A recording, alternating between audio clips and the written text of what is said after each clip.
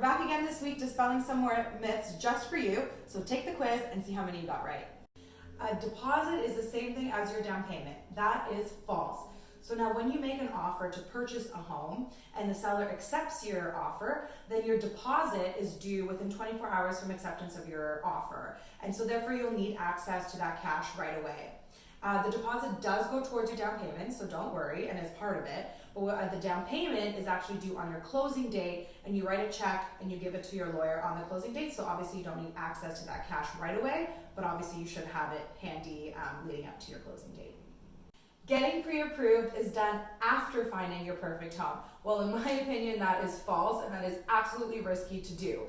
When you get, the first step to buying a home, actually when we're working with buyers, is telling them they need a pre-approval. So this gives you an idea of how much you can actually afford, what your monthly payments will be, what you're comfortable with, because sometimes the bank will tell you you can afford up to $1.5 million, but maybe on a monthly basis, you're only comfortable purchasing up to 1.2.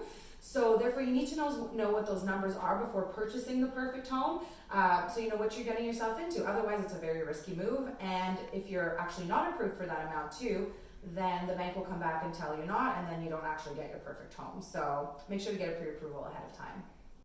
When making an offer on a home, you need to start with a low offer. Well, in my opinion, again, I believe that's false.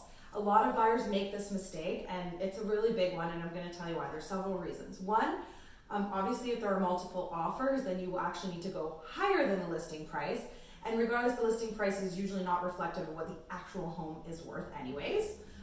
Two, your agent should actually do research and look at comparables in the area to see what similar houses are selling for, so that you have an idea of what the market is saying that house is worth, and not just starting with any low number that pops into your head because you feel like it and you're trying to negotiate some sort of deal of the century for you, because I'm sorry, buyer, that ain't gonna work. And number three, if you start with a lower offer, and especially a number that the house isn't even worth, you're gonna really piss off the seller, and you're gonna make your negotiations that much harder and that much of an uphill battle. Always remember, put yourself in the seller's shoes. If you were selling and somebody gave you some ridiculously low number of your house, you would be pissed off too. So don't do yourself a disservice and start with an actual number that is realistic and a number that the home's actually selling for in the area. Thanks so much for tuning in again this week. I hope you're finding these super helpful. Now I know you guys have more questions about the things we talked about today and some other questions that you might be afraid to ask, but don't be. And send us a DM or email us at info@amirandalex.com. We'll see you guys next week. Thanks so much.